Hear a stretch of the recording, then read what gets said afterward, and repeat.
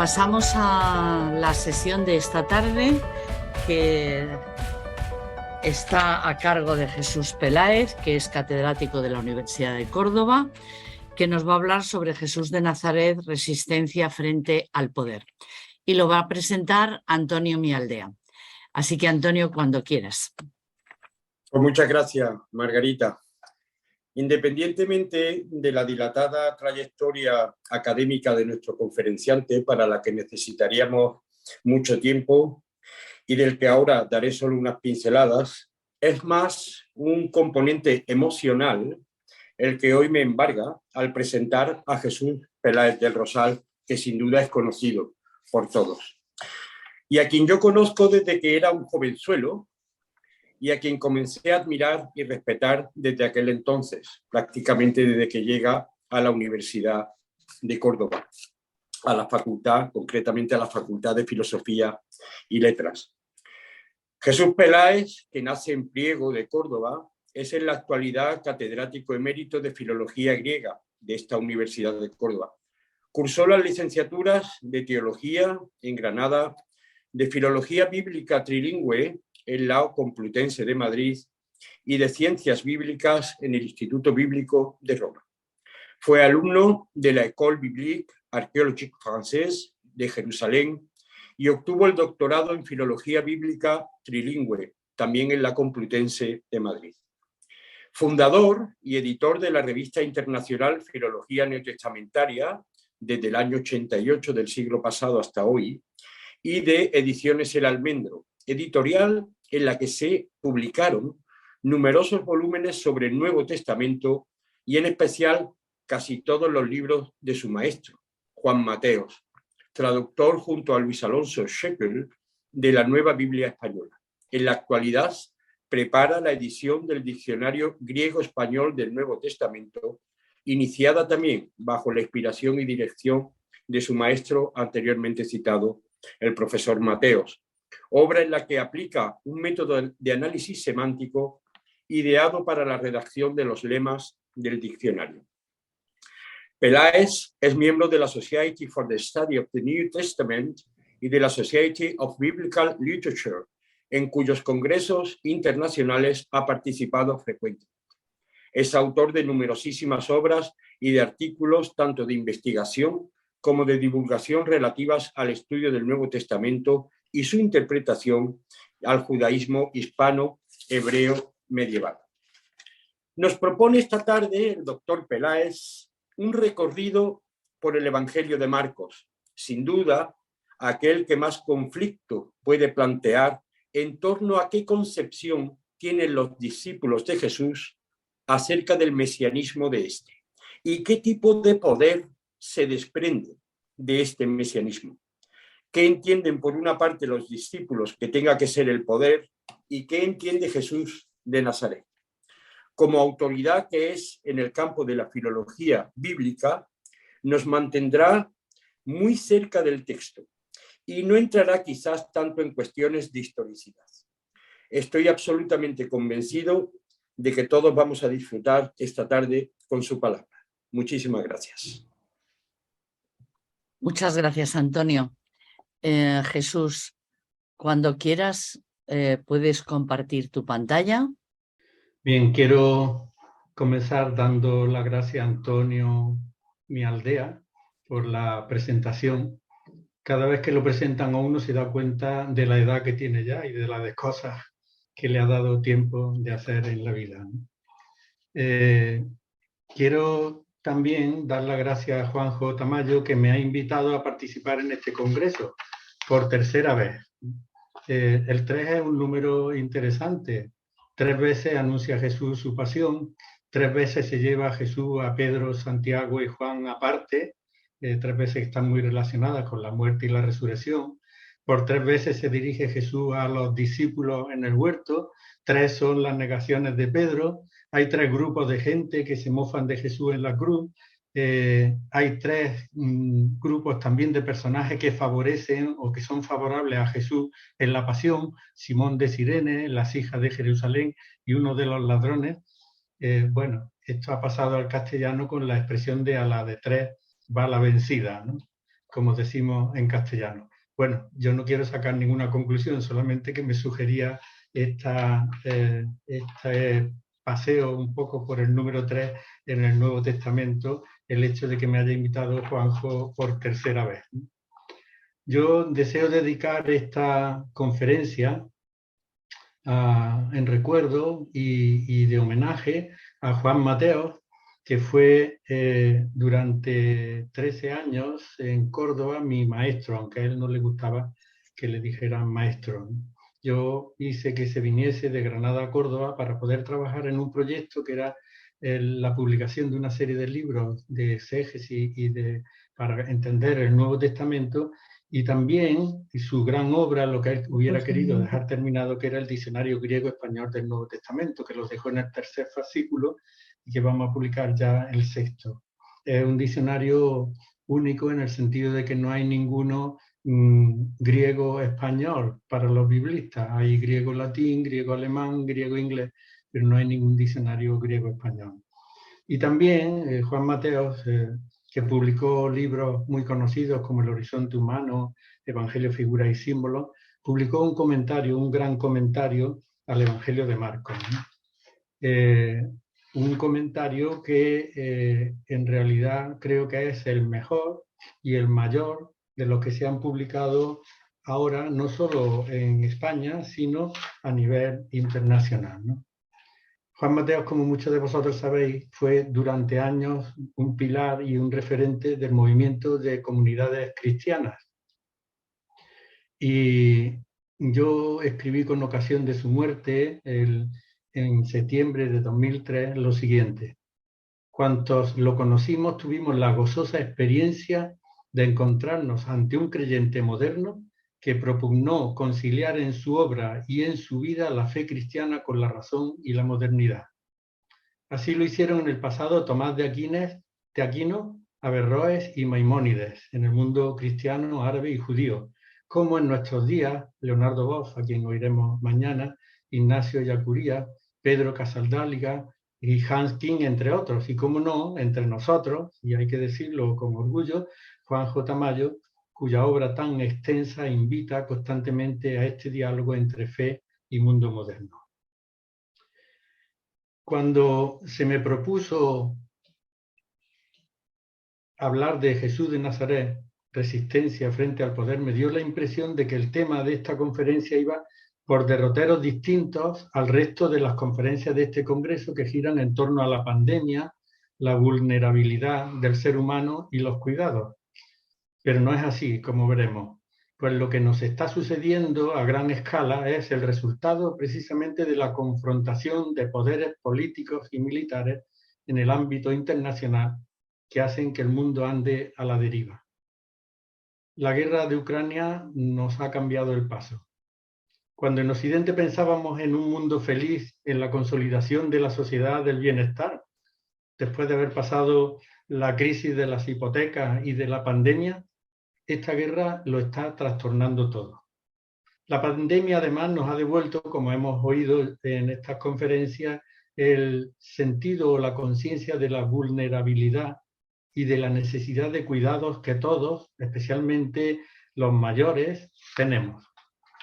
Con el neoliberalismo aplicado a gran escala y con la guerra de Ucrania, la inflación de los países europeos, y no solo de los europeos, porque este conflicto incide en todo el mundo, alcanza cotas nunca vistas. La desigualdad entre los seres humanos está aumentando.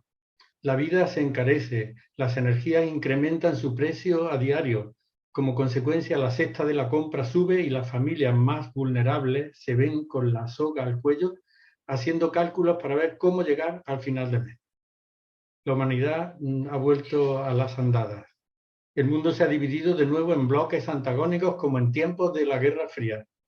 Rusia, como un nuevo Goliat, trata de recuperar el antiguo poderío a precio de invasión y bombas y sangre y tragedias y muertes y heridos y desplazados internos y externos. Busqué en internet cuántos desplazados había ya en el mundo y el número alcanza ya los 100 millones de personas. Lo que está sucediendo es algo que jamás hubiésemos pensado que tendría lugar en Europa. Ucrania, por su parte, está rearmándose con la ayuda de Europa y América para resistir esta invasión salvaje y tratar de defenderse como David contra el gigante. La lucha por el poder, al que Jesús renunció de por vida, como vamos a ver, y por el que llegó a ser asesinado, nos puede llevar al traste a todos. Y los ciudadanos de a pie, con la conciencia recuperada de la vulnerabilidad gracias a la pandemia, nos debatimos ante un futuro para nosotros y para nuestros hijos que los medios de comunicación pronostican duro y difícil, inoculando miedo en la ciudadanía.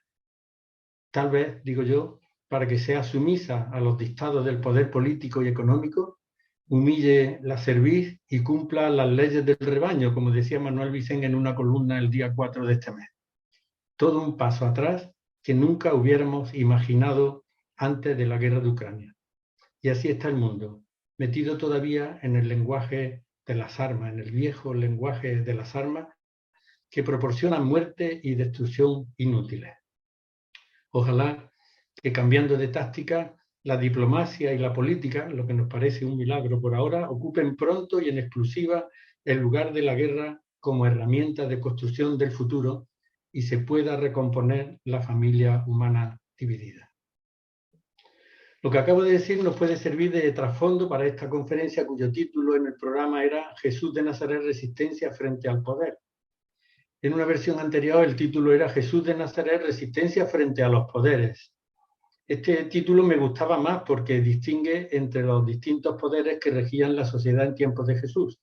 El poder de los sumos sacerdotes, concentrado en el templo, hoy diríamos el poder eclesiástico o la jerarquía, palabra que por cierto no aparece en los evangelios. El poder ideológico, representado por todos los entendidos en la Torá o ley de Dios, especialmente los fariseos y letrados, o sea, la gente piadosa, los teólogos y los juristas. El poder económico, representado por los saduceos o aristocracia terrateniente, y el poder político delegado del Imperio Romano, representado por Herodes el Grande. Pero como el tema de Jesús de Nazaret frente al poder es tan extenso que supondría explicar el Evangelio entero, yo me voy a fijar en un solo punto que es ya suficientemente amplio, de modo que titularía esta charla como Resistencia de Jesús de Nazaret frente al anhelo de poder de sus discípulos. Hay un artículo de Juanjo Tamayo, interesante para los que quieran ver este enfrentamiento de Jesús con el poder, que lo escribió en el año 2012 en la revista Cuestión de Vida Cristiana, que se titula La indignación y los conflictos de Jesús de Nazaret. Yo les decía hoy por correo que sería él el que tenía que haber hablado hoy en lugar de él. El anhelo de poder es algo connatural a la estirpe humana y se da a todos los niveles. En las relaciones afectivas, en las familias, en las empresas, en la iglesia, en la economía y en la política. El ser humano ha sentido siempre la pasión por dominar, por sentirse dueño, que esto significa dominus, no solo de sí mismo, sino también de los demás. El poder se vive como conciencia de dominio, como percepción de la propia potencia. Thomas Hobbes decía, doy como primera inclinación natural de toda la humanidad un perpetuo e incansable deseo de conseguir poder que solo cesa con la muerte. San Agustín había dicho muchos siglos antes que nos mueven tres grandes deseos, el deseo de sentir, el de conocer y el de dominar. Hay muchas definiciones del poder y muchos tratados del poder, pero yo os recomendaría un libro de José Antonio Marina, La pasión del poder, teoría y práctica de la dominación, que se nutre de muchos libros y que ahorrará múltiples lecturas sobre el tema. Y también el libro clásico ya de John Kenneth Galbraith, que es La anatomía del poder, que es una obra imprescindible para todos los que deseen comprender el fenómeno del poder o ejercerlo. Para el estudio de la tensión entre carisma y poder en la Iglesia, no puedo dejar de citar el libro de Leonardo Boff, que hablará mañana, y que se titula Iglesia, carisma y poder. Pues bien, para hablar del anhelo de poder de los discípulos, me voy a limitar a estudiar el tema solamente en el Evangelio de Marcos, Evangelio que Juan Mateo, junto con Fernando Camacho, comentaron en 3 volúmenes de un total de 1956 páginas y que ha reimpreso recientemente la editorial Herder. Y mi homenaje a Juan Mateo va a consistir, por tanto, en recuperar su interpretación del Evangelio en un punto tan importante de modo que veáis en mis palabras las suyas.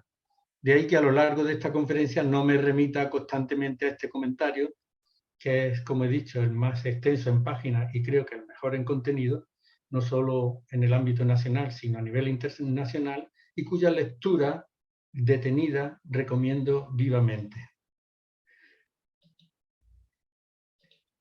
Voy a comenzar diciendo lo que entendemos por poder. Y he tomado la definición del diccionario excelente de María Moliner, que en muchos casos es mucho mejor que el de la Real Academia, que da varias acepciones de esta palabra, de las que nos interesan dos. La primera es la capacidad para hacer cierta cosa, o la facultad de convertir en acto una posibilidad. Se dice, este tiene poder de hacer milagros, este tiene poder de curar, ¿no?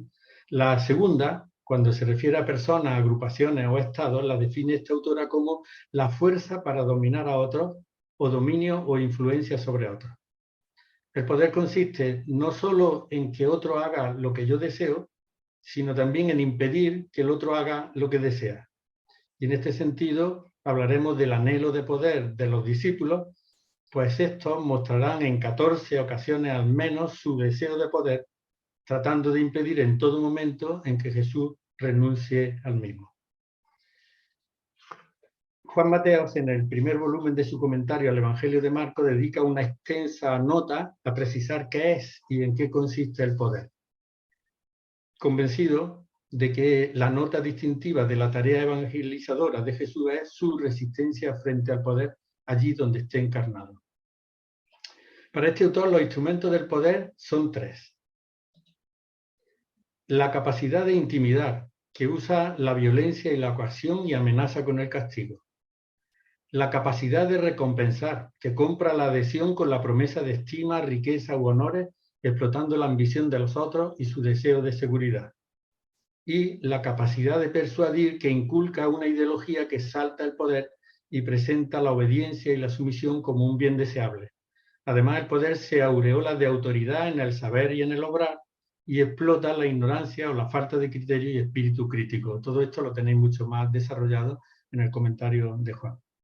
Intimidación, violencia, coacción, capacidad de recompensa, miedo, amenaza de castigo, persuasión o seducción, sumisión u obediencia son palabras que suelen acompañar en mayor o menor grado al ejercicio del poder de cualquier clase, sea este social, afectivo, económico, político o religioso. Estos aspectos aparecen, como podéis ver en el artículo citado de Juan J. Mayo, de uno u otro modo en el Evangelio de Marcos, referido especialmente a los miembros del Gran Consejo Judío, o Sanedrín, formado por sumos sacerdotes, fariseos y saduceos, y también al poder político delegado romano. Pero llama la atención que, de entrada, que el Evangelio no tiene una palabra para designar el poder, en el segundo sentido descrito. La ausencia de esta palabra es ya de suyo significativa, hasta el punto de que se puede afirmar que el léxico del poder no entra en el vocabulario de Jesús de Nazaret. Cuando se alude a este en el Evangelio de Marcos, se dice que tiene dinamis, palabra que algunos traducen por poder, pero que se refiere casi siempre, como en la primera definición dada, a la capacidad de Jesús de obrar curaciones o de expulsar demonios o espíritus impuros de los individuos. Esta capacidad no va nunca acompañada de intimidación, violencia o coacción por parte de Jesús. Ni Jesús exige en modo alguno obediencia o sumisión a aquellos que se benefician de ella. No voy a detenerme a estudiar los 10 casos en los que aparece esta palabra en el Evangelio de Marcos con este sentido. Una vez incluso, si todo esto se refiere a la fuerza de Dios, esto es, a la potencia de vida que Dios comunica por medio del Espíritu al ser humano. Hay incluso una vez en la que se designa con esta palabra a Dios mismo. ¿Tú eres el Mesías, el Hijo de Dios bendito?, le preguntó el sumo sacerdote a Jesús, y éste contestó, yo soy.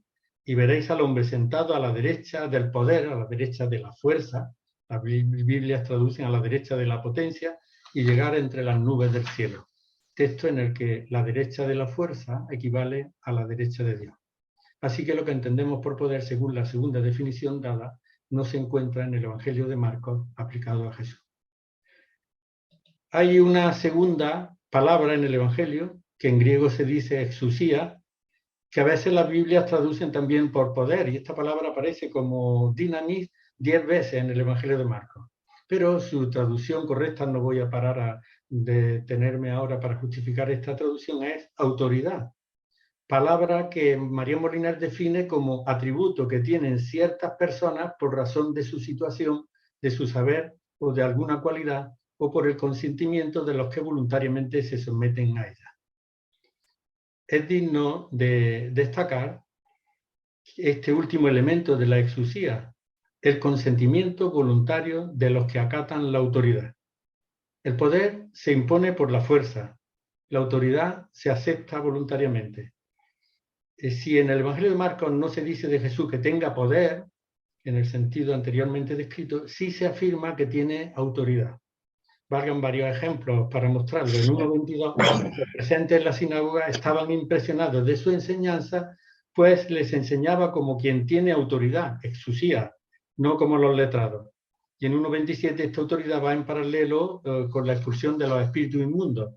Se quedaron todos ellos tan desconcertados que se preguntaban unos a otros, ¿qué significa esto? Un nuevo modo de enseñar con autoridad, exousia, e incluso da órdenes a los espíritus inmundos y le obedece.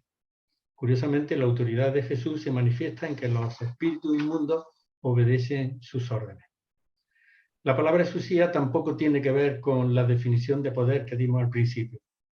Lo que sí debemos decir es que Jesús no tiene poder ni quiere cuentas con el poder así entendido, pero sí tiene exousia o autoridad. Tanto dinamis como exousia tienen algo en común. En ninguna de las dos palabras hay un matiz de imposición o coacción. José María Castillo escribió un artículo titulado La democracia anulada, que se encuentra en Servicios Koinonia, donde desarrolla y hace un recorrido por el Evangelio de Marcos de tanto de la palabra dinamis como exousia. Y también Rafael Aguirre publicó otro artículo titulado La mirada de Jesús sobre el poder en la revista Teología y Vida, donde se detiene en este punto. Como he dicho con anterioridad, me voy a limitar a estudiar el tema solo en el Evangelio de Marcos. Para interpretar bien este Evangelio, es preciso entender lo que algunos han llamado el título del libro o el comienzo del mismo, que dice así, es fundamental, si no, no se entiende el Evangelio. Orígenes de la buena noticia de Jesús, Mesías, Hijo de Dios. Si el Evangelio entero se perdiese, en esta breve frase que no tiene ni siquiera un verbo, tendríamos condensado su núcleo más significativo. ¿Es esta una magnífica y sencilla obertura de un Evangelio o buena noticia en la que el nombre de Jesús remite a la historia, a ese predicador aldeano que pasó la mayor parte de su vida como anunciador de las buenas noticias por las aldeas de Galilea, y por su parte, Mesías e Hijo de Dios remiten al mundo de las creencias? Para un lector judío, esta construcción gramatical se contrapone a la de Mesías, Hijo de David. De Jesús Mesías se dice que es Hijo de Dios, de un Dios que ama a todos por igual, judíos o paganos, un Dios muy distinto del Antiguo Testamento, como veremos.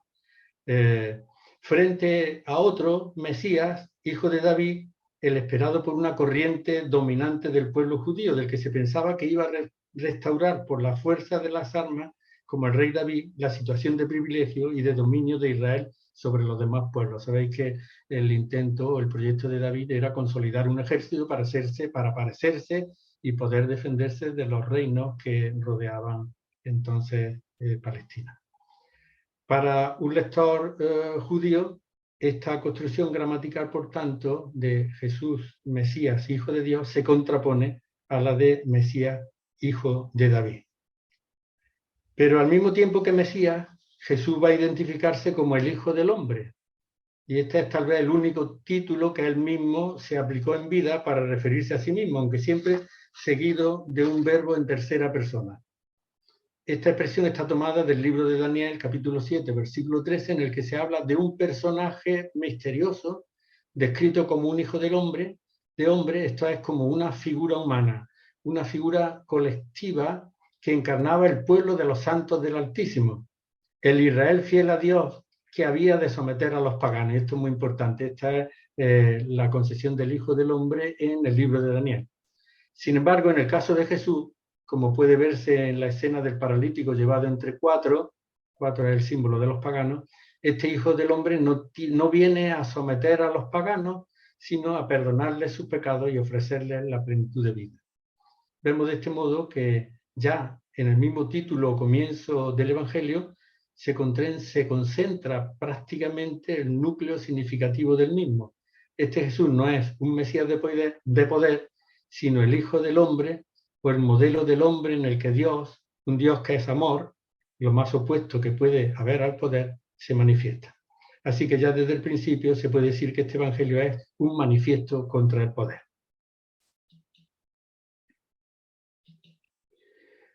Pero pasemos ya a estudiar el tema que nos ocupa. Jesús de Nazaret frente al anhelo de poder de sus discípulos. Lo que voy a hacer a continuación es un breve recorrido por los textos en los que los discípulos manifiestan de uno u otro modo su deseo de poder con la oposición de Jesús. Serán, me vaya a perdonar, como 14 textos en total. No sé si nos dará tiempo a comentarlos todos, si no, si veo que la hora se cumple, pues abrevio al final. Vamos a comenzar el recorrido por el Evangelio. Yo invito a que leáis el Evangelio así de seguido, viendo y tratando de identificar los lugares en los que Jesús y sus discípulos no están de acuerdo en el tema del poder. Primero, no a la fama que conduce al poder. Tras elegir Jesús a los 4 primeros discípulos, este cura a un hombre con un espíritu inmundo en la sinagoga. Curiosamente, en el lugar de los puros había un espíritu inmundo. A la suegra de Simón, que tenía fiebre y que le impedía, por tanto, servir. Y a continuación a muchos que se encontraban mal con diversas enfermedades, y expulsó muchos demonios a los que, por cierto, no les permitía decir que sabían quién era. El éxito de la misión en Galilea estaba cantado, pues dice el evangelista que su fama se extendió inmediatamente por todas partes, llegando a todo el territorio circundante de Galilea. Ocasión que aprovecha Simón y los que estaban con él para decirle: todo el mundo te busca. Simón y sus compañeros querían sacar partido de su popularidad. La fama y el poder van de la mano con frecuencia, para que se quedase en Cafarnaúm haciendo de él su líder. Pero Jesús rechaza este primer envite. No se va a establecer en Cafarnaúm, ni va a ceder a la tentación de poder y liderazgo. Y por eso les dice: vámonos a otra parte, a las poblaciones cercanas, a predicar también allí, pues para eso he salido. El Evangelio debe ser anunciado no solo allí, en Cafarnaúm, en la ciudad, sino en los centros rurales colindantes, porque la buena noticia, según Jesús, es para todos y no se puede quedar encerrada en Cafarnaúm. Pedro y los que estaban con él se sentirían defraudados con esta decisión del maestro y considerarían que había perdido una buena ocasión para consolidar su liderazgo. Lo toman por un líder con poder para movilizar a la muchedumbre y manejar sus emociones y anhelos de liberación. A pesar de esto, la fama de Jesús va increciendo. Supongo que veis bien las pantallas, ¿no? ¿Sí? Muy bien, Jesús. A pesar de esto, la fama de Jesús va increciendo y dice Marcos que una muchedumbre enorme procedente de Galilea, de Judea y de Jerusalén, de Idumea, Transjordania y las comarcas de Tiro y Sidón, una enorme muchedumbre que había ido enterándose de todo lo que hacía, acudió a él. Jesús dijo a sus discípulos que le tuvieran preparada una barquilla por causa de la multitud para que no lo oprimieran, pues como había curado a muchos, se le echaban encima para tocarlo todos los que padecían algún tormento. Y los espíritus inmundos, cuando percibían su presencia, se postraban ante él y gritaban: tú eres el Hijo de Dios. Pero él les conminaba una y otra vez a que no le dieran publicidad. En esta ocasión le sigue gente no solo de Cafarnaúm y los alrededores, sino de todo el país, pero también de fuera del país, de regiones paganas. No solo judíos, sino gente de Idumea, Transjordania y las comarcas de Tiro y Sidón acuden a Jesús. Tal vez todos, deseando sacudirse el yugo de la enfermedad o de la opresión, viniese de donde viniese, pues lo identificaban con el liberador que esperaban. En contraste con Cafarnaúm, donde Jesús curaba por propia iniciativa, aquí la gente lo toca contra su voluntad, reduciéndolo a un papel puramente pasivo.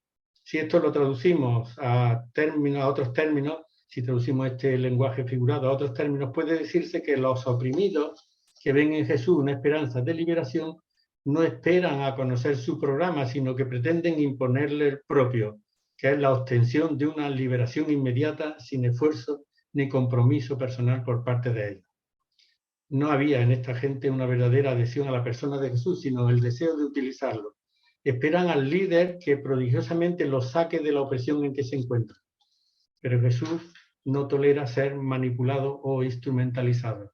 Su servicio a los hombres se realiza desde su libertad y desde la coherencia con su compromiso. De ahí que dijese a los discípulos que le tuvieran preparada una barquilla por causa de la multitud para que no lo oprimiera. Los discípulos, no por deseo propio, sino por encargo de Jesús, lo separan de la multitud con la que éste no se identifica, renunciando de nuevo a ser su líder en estas condiciones. Tampoco está de acuerdo Jesús con los espíritus inmundos que gritaban: tú eres el Hijo de Dios, porque al tratarse de una multitud no solo judía, sino también pagana, se supone que la imagen de Dios que tenían era la de un Dios todopoderoso que interviene violentamente en la historia para vengar injusticia y castigar a los opresores y beneficiar al pueblo elegido. Lo que esperaban de Jesús era esto. Tal vez quieren hacer de un líder de una subversión social que dé la revancha a los oprimidos por la fuerza. En esta situación Jesús conmina o increpa una y otra vez a los demonios a que no le den publicidad. Esta palabra es interesante en el Evangelio de Marcos, la palabra epitimao en griego, que quiere decir conminar, increpar, y que puede definirse como amenazar con un castigo a alguien si no cumple algo que se le ordena. En el Evangelio de Marcos aparece 7 veces este verbo, curiosamente siempre que está en juego la identidad de Jesús. Así Jesús conmina a diversos espíritus inmundos para que no digan quién es, no doy las citas, cuando esto se publique por escrito las podéis encontrar. Conmina o increpa al viento mar como si de un demonio se tratase, a sus discípulos para que no cuenten lo sucedido en el monte de la transfiguración, a Pedro, a quien Jesús llama Satanás tras el primer anuncio de la pasión y resurrección, después de que Pedro lo hubiese conminado a él. Esta palabra también aparece en boca de los discípulos que amenazan a Jesús, amenazan a los que llevan los niños a Jesús, o en boca de muchos que no toleran que el ciego Bartimeo llame a Jesús hijo de David. La escena de la mal llamada multiplicación de panes y peces, porque la palabra multiplicación no aparece en este relato, más bien deberíamos llamarla reparto de panes y peces con un titular más modesto y también más significativo, termina diciendo: enseguida obligó a sus discípulos a que se montaran en la barca y fueran delante de él al otro lado en dirección a Betsaida. Mientras él despedía a la multitud, cuando se despidió de ellos, se marchó al monte a orar. Y uno puede preguntarse a qué se debe la reacción de Jesús de obligar a sus discípulos a irse en dirección a Betsaida, porque con el verbo obligar se da a entender que los discípulos se fueron en contra de su voluntad. La razón es clara. Jesús los obliga a separarse de la multitud para impedir que susciten en la gente un entusiasmo que pretenda hacer de él un líder popular, como sucedió en Cafarnaúm. Lo que se ve confirmado por el hecho de que los obliga a que fuesen en dirección a Betsaida, que es una ciudad situada en la orilla norte del lago, más allá del Jordán, fuera de los límites de Israel, para que los discípulos venzan la resistencia que tienen a anunciar el Evangelio a los paganos. Estos discípulos todavía no han aceptado que el Dios que Jesús anuncia es un Dios que viene para dar el perdón tanto a judíos como a paganos. No han aceptado el universalismo de un Jesús que viene a anunciar la buena noticia a todos, como se puede ver en el doble reparto de panes y peces en el Evangelio de Marcos, que el primero está situado en territorio judío y el segundo en territorio pagano, dando a entender que Dios, por medio de Jesús, da de comer al nuevo pueblo de Dios compuesto de judíos y paganos, poniendo fin al privilegio de Israel, que era que Dios iba a defender a capa y espada, podríamos decir, incluso con violencia al pueblo de Israel, y a rechazar a los demás pueblos. En el Evangelio de Juan este relato termina aclarando por qué Jesús obligó a los discípulos a separarse de la multitud. Dice el evangelista que al terminar el reparto de panes y peces, aquellos hombres, al ver la señal que había realizado, decían: ciertamente este es el profeta que tenía que venir al mundo. Jesús, entonces, dice Juan, dándose cuenta de que iban a llevárselo por la fuerza para hacerlo rey, se retiró de nuevo al monte él solo. La actitud de Jesús de resistencia al poder queda claramente explicitada en este evangelista. Jesús ciertamente será rey, pero no como los reyes de este mundo. Y por eso se retira al monte y dicen los evangelistas que se retiraba ahora. Y yo creo que expresamente para tratar de vencer esa tentación tan humana que es la tentación del poder. Esta idea exclusivista de los discípulos, a los que Jesús obliga a ir a territorio pagano, a Betsaida, aparece de nuevo en la escena de la tempestad calmada, representada por un torbellino fuerte de viento que sobrevino y estuvo a punto de poner en peligro la barca. Esta escena tiene de trasfondo el libro de Jonás, donde éste, enviado a anunciar la salvación a un pueblo pagano, rechazó el encargo divino y en consecuencia se produjo una tempestad que puso en peligro la vida de los tripulantes. Jonás, que no quería anunciar la salvación a los paganos, se echó a dormir en la bodega. En esta escena de Marcos la figura de Jonás se desdobla. El fuerte torbellino de viento que pone en peligro la barca a nivel simbólico es la mentalidad exclusivista de los discípulos que les impide llegar a la otra orilla, a orilla pagana. Y Jesús no comulga con esta mentalidad y por eso dice Marcos que él se había puesto en la popa sobre el cabezal a dormir, como muestra del rechazo de esta forma de pensar de sus discípulos. Una vez despertado por los discípulos, Jesús le dijo al mar: silencio, estate callado. El viento cesó y sobrevino una gran calma. Acto seguido, la barca llega a donde los discípulos no querían llegar, que es a orilla pagana, donde le sale al encuentro el endemoniado Geraseno. Gracias a Jesús, el Evangelio será anunciado también en el país pagano, en contra de la mentalidad de los discípulos que mantenían el privilegio de Israel, un Dios que favorece a su pueblo y castiga al resto de pueblos de la tierra. Aquí yo había puesto Pedro sigue R que R, pero me parecía que era un poco vulgar el título y he puesto el título de Pedro no acierta. Hay un texto de Marcos que es el Gorne que lo divide en dos y que no se ha entendido bien. Está en el capítulo 8, versículos 27 al 30, en el que Pedro, a la pregunta de Jesús, ¿quién dicen los hombres que soy yo?, contestó: tú eres el Mesías. Y apunta el evangelista, curiosamente, que Jesús conminó, otra vez el verbo epitimao, amenazó, no solo a Pedro, sino a todos los discípulos, a que a nadie dijeran aquello acerca de él. En este texto, aunque Jesús ha preguntado a todos, es Pedro quien, como representante y portavoz del grupo, responde: tú eres el Mesías. La respuesta podría parecer adecuada, sin embargo, llama la atención que Jesús amenace o conmine al grupo de discípulos a que no dijeran a nadie aquello acerca de él. Dicho de otro modo, Jesús no quiere que digan que es el Mesías, lo que puede resultar extraño. La palabra Mesías es la segunda vez que aparece en este evangelio. La primera al principio, en el título comienzo de la obra, como hemos visto. Allí iba sin artículo y acompañado de Hijo de Dios. Aquí, sin embargo, aparece Mesías, pero con artículo y no va acompañado de Hijo de Dios. En boca de Pedro, la expresión el Mesías remite a un Mesías determinado, esperado por un sector amplio del judaísmo, el Hijo de David. Pedro y con él los discípulos esperan que Jesús sea como David, rey de Israel, liberador del pueblo, triunfador sobre los paganos, por lo que es igual un Mesías de poder.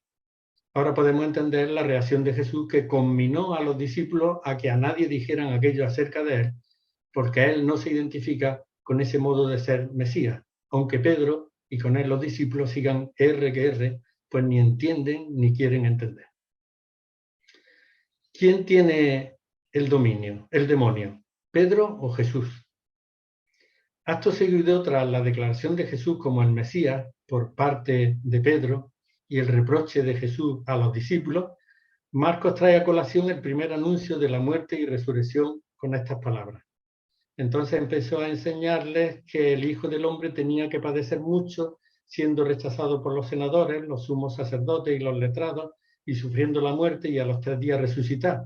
Y exponía el mensaje abiertamente. Entonces Pedro, tomándolo aparte, empezó a conminarle, otra vez el verbo. Pero a él, volviéndose de cara a sus discípulos, conminó, otra vez el verbo, a Pedro, diciéndole: ponte detrás de mí, Satanás, porque tu idea no es la de Dios, sino la de los hombres. Dice el texto que Jesús se puso a enseñarles. Y es la primera vez en el Evangelio de Marcos en que la enseñanza de Jesús va dirigida a los discípulos. una enseñanza que tiene por finalidad desmontar y desmentir el elemento triunfalista contenido en la declaración de Pedro como el Mesías.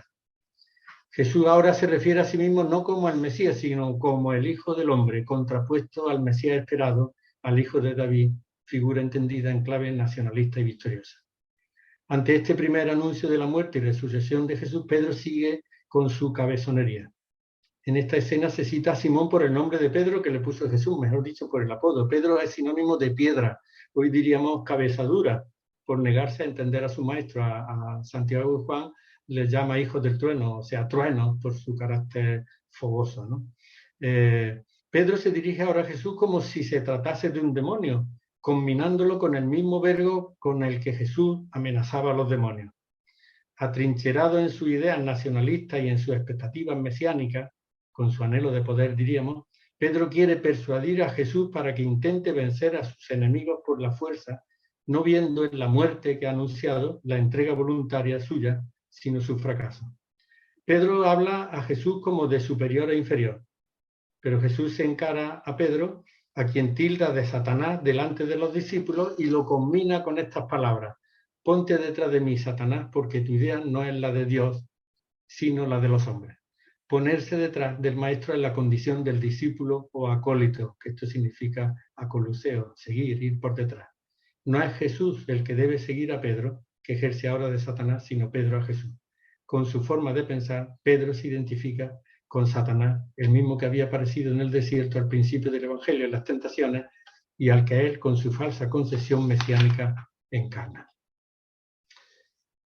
Algo parecido sucede un poco más adelante en la escena de la transfiguración, de sobra conocida, de la que son testigos el trío de discípulos que han llamado privilegiados, formado por Pedro junto con Santiago y Juan.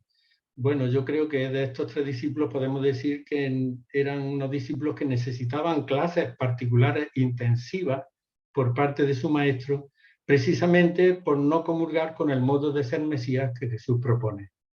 En esta escena de la transfiguración, una vez que Jesús se ha transfigurado y se le aparecen Elías y Moisés conversando con él, Pedro se dirige a este y le dice: Rabí, viene muy bien que estemos aquí nosotros, podríamos hacer tres chozas, una para ti, una para Moisés y una para Elías. Curiosamente, Pedro lo llama Rabí, un título que aparece en el Evangelio solo en boca de Pedro y de Judas, como alguien que enseña ateniéndose a la tradición judía y situándola además en igualdad con Moisés y Elías. Moisés es del Éxodo, que representa a un Dios vengativo que hace que los egipcios se ahoguen en las aguas del Mar Rojo, o a Elías, que era el defensor celoso de Yahvé, que hizo bajar fuego del cielo y también que degolló a los sacerdotes de Baal. Marcos, curiosamente, no dice de qué hablaban Moisés y Elías, pero Lucas afirma que hablaban de su éxodo, esto es, del paso de la muerte a la vida que tendría lugar en Jerusalén. Pero Pedro no quiere que Jesús siga a Jerusalén, donde va a ser asesinado, y le propone quedarse en el monte. Rabí, viene muy bien que estemos aquí. Pedro no quiere saber nada de la pasión voluntaria y muerte de Jesús. Con esta forma de pensar, los discípulos no pueden librar batalla contra Satanás o los espíritus inmundos, como le había encargado Jesús tras elegir a los 12. Entonces constituyó el grupo de los 12 para que estuviesen con él y para enviarlos a predicar con autoridad para expulsar a los demonios. Y esto queda claro en la escena del niño chiquillo epiléptico, aquel que tenía un espíritu mudo, que traen a Jesús porque los discípulos no habían podido expulsar el demonio que tenía. Tras curar Jesús al epiléptico, al entrar en casa sus discípulos le preguntaron: ¿por qué no hemos podido echarlo nosotros? Y él les replicó: esta ralea no puede salir con nada más que pidiéndole. Pero curiosamente los discípulos no le han pedido nada a Jesús. Solo cuando le pidan que los libre de su falta de fe serán capaces de liberar a los demás. El anhelo de poder de los discípulos y la incomprensión de estos seguirá tras el segundo anuncio de la muerte y resurrección de Jesús, que termina con estas palabras. Jesús anuncia por 3 veces su muerte y resurrección. Este anuncio termina: ellos no entendían aquel dicho y les daba miedo preguntarle. La enseñanza de Jesús es tan contraria a sus anhelos de poder que son incapaces de entenderla, y por otra parte les da miedo preguntarle, pues vislumbran que su respuesta echaría por tierra sus expectativas de triunfo y de poder. Antes, en el primer anuncio de la muerte y resurrección de Jesús, Pedro fue reprendido como si se tratase de Satanás mismo. Ahora, visto lo visto, no se atreven a preguntar por miedo a la respuesta de Jesús. Y dice Marcos que cuando llegaron a casa, Jesús les preguntó: ¿de qué hablabais en el camino? Ellos guardaban silencio, pues en el camino habían discutido entre ellos sobre quién era el más grande, ¿no? A partir de 8:27 el camino es la palabra técnica que utiliza el Evangelio de Marcos, con la que se designa el itinerario de Jesús hacia Jerusalén, donde será condenado a muerte. Conociendo Jesús la ideología de sus discípulos, muestra interés en que le digan en qué han hablado en el camino. Pero ellos no responden porque en realidad no habían hablado, sino discutido entre ellos sobre quién era el más grande. Jesús les hablaba de entrega a hasta la muerte, pero ellos discutían de rango y preeminencia.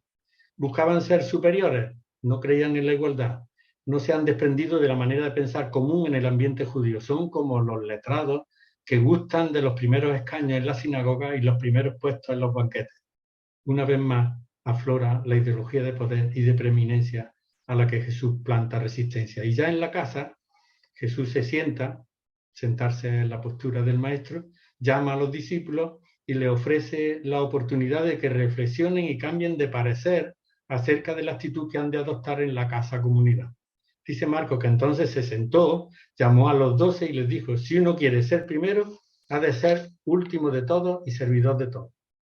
Los 12 mencionan el puesto más elevado, cada uno quiere estar por encima de los demás, y Jesús se sitúa en otra perspectiva y afirma que el puesto del primero en la comunidad no está reservado a un individuo o a un grupo, sino que lo ocupan todos aquellos que respecto a los demás se hagan últimos y servidores. Todos pueden ser grandes por medio del servicio.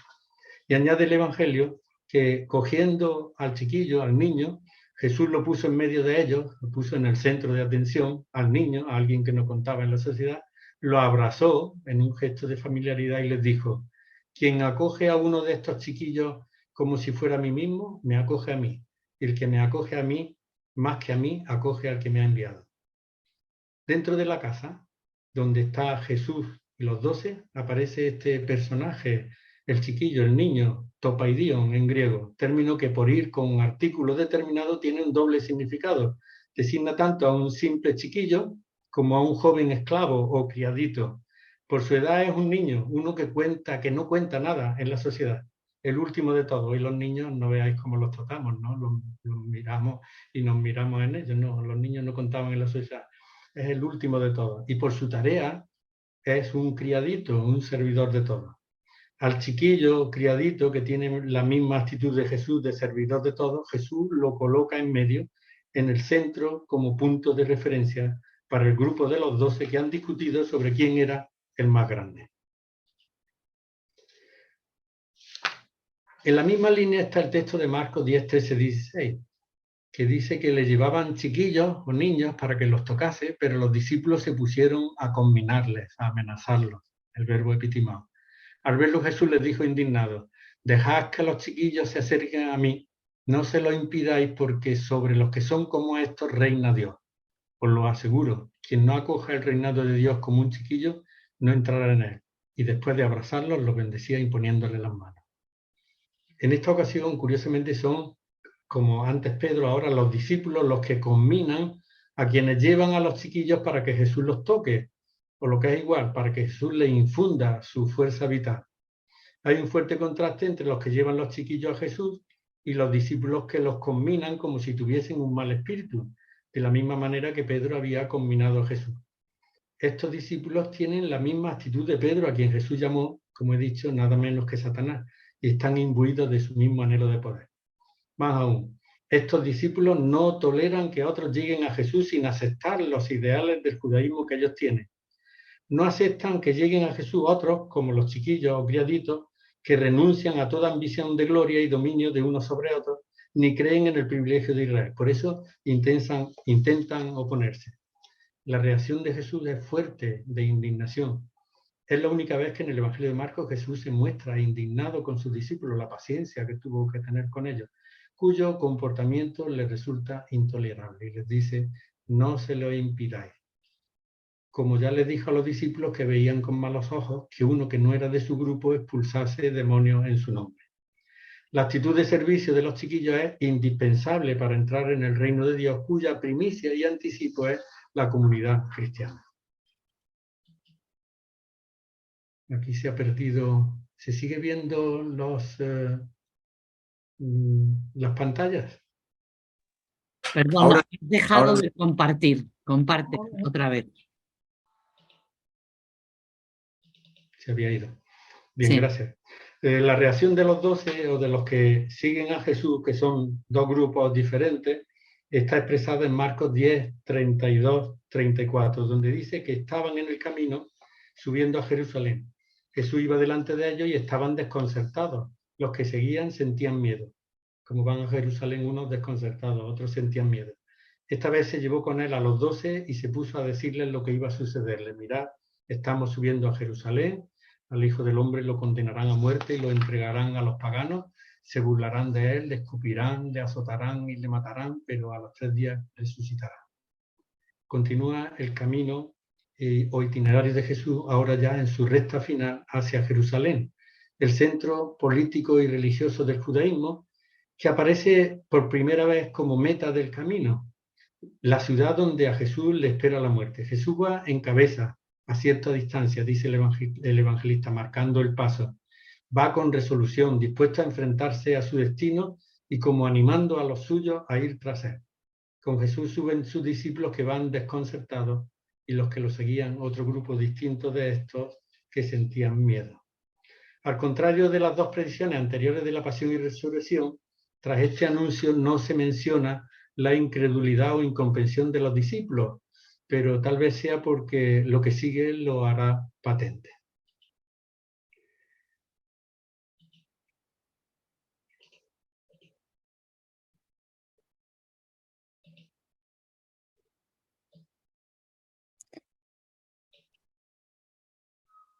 Busco la pantalla siguiente.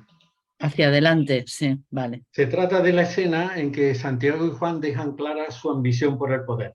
Al pedir a Jesús sentarse uno a su derecha y otro a su izquierda el día de su gloria, ignorando que será la cruz el lugar donde se proclame la realeza de Jesús, el rey de los judíos, y que los puestos a su derecha y a su izquierda, los discípulos no saben o deben saber que corresponderán de hecho a los dos crucificados con él. Estos son los puestos que simbólicamente deberán ocupar sus seguidores. Para estar a su lado en la gloria hay que estarlo antes en la cruz. Pero dice Marcos que los discípulos en realidad restantes dieron rienda suelta a su indignación con Santiago y Juan. En realidad la ambición de poder no es solo de Santiago y Juan, sino de todo el grupo. Todos esperan que Jesús, al llegar a Jerusalén, ocupe el trono de Israel, lo que se dice en el Evangelio como el día de tu gloria, el día de tu manifestación, el día de la entrada triunfal en Jerusalén. Y por eso desean los primeros puestos. Quieren ser primeros, pero sin hacerse últimos, pasando por alto el consejo de Jesús. La respuesta de Jesús ante esta situación es lapidaria y resume la actitud paradigmática de este ante el anhelo de poder de los discípulos. ¿Sabéis que los que figuran como jefes de las naciones las dominan y que sus grandes les imponen su autoridad? No ha de ser así entre vosotros. Al contrario, el que quiera hacerse grande entre vosotros ha de ser servidor vuestro, y el que quiera entre vosotros ser primero ha de ser siervo de todos, porque tampoco el Hijo del Hombre ha venido para ser servido, sino para servir y para dar la vida en rescate por todos. Y llegaron a Jericó. Los discípulos conciben un reino mesiánico, autoritario y jerárquico, en todo semejante a los regímenes despóticos al uso en la sociedad, a los que detentaban el poder en la sociedad. Jesús muestra la clase de comunidad humana que él pretende fundar. Una comunidad donde no exista el dominio de unos sobre otros. Una comunidad de iguales donde el amor se manifiesta por el servicio mutuo, pero al mismo tiempo una comunidad volcada en la acción en favor de la humanidad oprimida. Hay una radical oposición entre el sistema opresor que rige los pueblos paganos y el tipo de relación que debe existir entre los suyos. No ha de ser así entre vosotros, dice Jesús, poniendo de relieve el contraste de su comunidad, que es primicia de la nueva sociedad humana o reino de Dios, con una organización social como la pagana, basada en la tiranía y el despotismo de sus gobernantes. El relato termina diciendo que llegaron a Jerusalén. En su camino a Jerusalén, Jesús había pasado al otro lado del Jordán, penetrando en el territorio de Judea. Ahora llega a Jericó, la primera ciudad conquistada por Josué al entrar en la tierra prometida antes de llegar a Jerusalén. Pero Marcos, nombrando en griego la ciudad por su nombre pagano, Hierosólima, y no por el bíblico Jerusalén, cambia su significado. Jericó es ahora la puerta de entrada a la tierra de opresión y Jerusalén la ciudad donde Jesús va a dar la vida o va a sufrir la muerte. Terminado el camino hacia Jerusalén, hay una escena más en la que quiero detenerme brevísimamente. Es la oración de Jesús en el huerto que tiene lugar después de que éste ha anunciado que uno del grupo lo va a traicionar. Escena en la que, por cierto, llama la atención que los discípulos aparecen preocupados por saber quién es el traidor. ¿Seré acaso yo? No estaban muy convencidos de que eran fieles seguidores del Maestro. Le preguntaban uno tras otro. No piensan ni siquiera en el peligro que pueda correr Jesús. Lo único que les preocupa a cada uno es no ser tachado de traidor. Tras la cena, Jesús predice la denegación de Pedro y dice Marcos que llegaron a una finca llamada Gesemaní. Allí dice al grupo de discípulos, sentados aquí hasta que termine de orar. Y a continuación se llevó consigo a los 3 discípulos predilectos, Pedro, Santiago y Juan. Esta es la tercera vez que Jesús se lleva a estos 3 discípulos, a la de 3 va la vencida, y una vez van a mostrar su postura definitiva ante la prueba por la que va a pasar Jesús, la de un total desinterés e incomprensión hacia su Maestro. Delante de ellos deja ver Jesús su estado de ánimo que el evangelista describe como de enorme desconcierto y angustia. Fiel a su misión, Jesús ha intentado liberar a Israel de la opresión religiosa que sufre. Ha curado sus enfermedades, ha procurado sacarlo de la marginación social a la que está condenado, ha fomentado la iniciativa humana y el desarrollo personal, ha señalado el camino para acabar con la indigencia y para satisfacer la necesidad material, ha denunciado la explotación que bajo capa de piedad sufre el pueblo por parte de los dirigentes, le ha hecho ver la inconsistencia de las falsas expectativas mesiánicas basadas en la doctrina oficial y la hipocresía de algunos de sus maestros. Para ofrecer una alternativa al pueblo, se ha enfrentado con los dirigentes, pero aparte de una popularidad pasajera, no se ha ganado ni siquiera la adhesión del pueblo. No ha conseguido librarle. La gente sigue adicta a la institución. De ahí su desconcierto o estupor. Esta perspectiva provoca su angustia. Jesús no ha aceptado el poder que se le ofrecía, no se ha erigido en poder alternativo frente al poder terrenal establecido. Y en momentos tan trágicos, estos 3 discípulos se duermen por 3 veces, como muestra de su total desinterés por el camino que Jesús emprendió desde el principio de dar la vida para dar vida, renunciando al poder.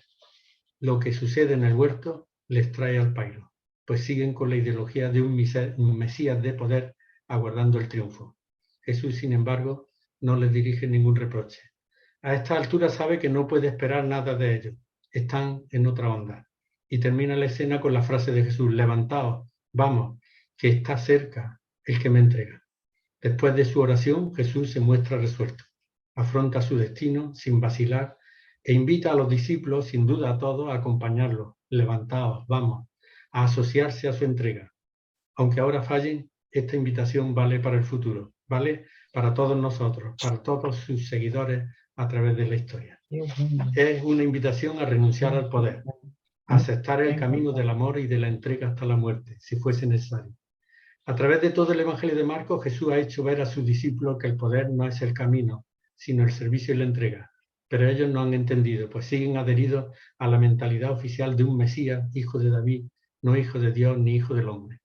Todo el Evangelio, como dije al principio, se reduce a esto, no al poder, sí al servicio y a la entrega hasta la muerte. No hay otro camino si se quiere implantar el reinado de Dios en la tierra, pero los discípulos una y otra vez se han mostrado rebeldes a este mensaje. Al final se queda solo, todos lo abandonaron. En conclusión, dentro de la comunidad hay que excluir todo dominio de unos sobre otros. La grandeza no se mide por los patrones que rigen la sociedad. No viene determinada como en ella por el poder que uno tenga, por el puesto que ocupe en la escala social o por los títulos de prestigio que ostente. La verdadera grandeza es la que confiere el servicio, No es el poder, ni el rango, ni los títulos los que engrandecen el ser humano, sino su disponibilidad y entrega a los otros. Por eso, la única grandeza a la que han de aspirar sus discípulos es la del servicio mutuo. Tiene que ser el discípulo servidor vuestro. Entre ellos no debería existir otra ambición que esa. Estamos saliendo de una pandemia en la que ha quedado patente la vulnerabilidad del ser humano, que se hace todavía más fuerte con la guerra de Ucrania y otras guerras, tantas guerras silenciadas, con tantos muertos, heridos, desplazados internos o migrantes a otros países. El Evangelio de Marcos es una clara invitación a crear una sociedad alternativa en la que no sea el poder sino el servicio o los cuidados que diríamos hoy el pilar fundamental de la convivencia humana y el centro de atención de la actividad política. No al poder, sí a los cuidados. Con esta frase podríamos condensar el Evangelio en el que vemos cómo Jesús se movió siempre entre gente vulnerable, especialmente vulnerable y necesitada de cuidados a todos los niveles. Pacientes con enfermedades que afectaban a la totalidad del cuerpo, parálisis o fiebre, o a sus órganos más representativos, condicionando seriamente su actividad y su capacidad de relacionarse y comunicarse con los otros. Ojos, oídos, lengua, boca, manos, genitales. En algunos casos se trataba de posesiones demoníacas o enfermedades mentales. En una ocasión incluso Jesús reanimó el cadáver de una niña. Pedro resumió en un discurso del libro de los Hechos la vida de Jesús con esta frase. Pasó haciendo el bien y curando a todos los sojuzgados por el diablo, porque Dios estaba con él. No quiso poder alguno. Intentó cortar de raíz el anhelo de poder de sus discípulos. Murió víctima del poder religioso, económico y político de su tiempo, con la multitud como aliada y al abandono de los suyos, e invitó a todos al servicio para construir una sociedad alternativa a la que él llamaba el reinado de Dios. Tal vez de esta afirmación se salvan las mujeres que fueron las que estuvieron al pie de la cruz y las primeras que fueron testigos de su resurrección. Pero las mujeres no varían como testigos en tiempos de Jesús. Jesús era consciente de la vulnerabilidad del ser humano y de su necesidad de cuidado desde el nacimiento a la muerte. Y tal vez por eso dio prioridad absoluta al servicio y no rotundo y tajante al poder. Fijaros que parece que 2/3 partes del Evangelio de Marcos están dedicadas a curaciones, exorcismos o reanimaciones de cadáveres. Su postura ante el poder quedó clara en esta frase. Sabéis que los jefes de las naciones las dominan y que los grandes les imponen su autoridad.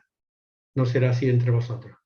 Al contrario, el que quiera hacerse grande sea servidor vuestro, y el que quiera ser primero sea siervo vuestro. Igual que el Hijo del Hombre no ha venido para que le sirvan, sino para servir y para dar su vida en rescate por todos. Más claro que el agua, aunque tal vez a lo largo de la historia no le hayamos hecho mucho caso.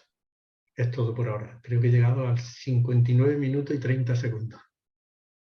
Bueno, está bastante bien. Muchas gracias. Muchas gracias, Jesús. Muy interesante, muy ilustrativo.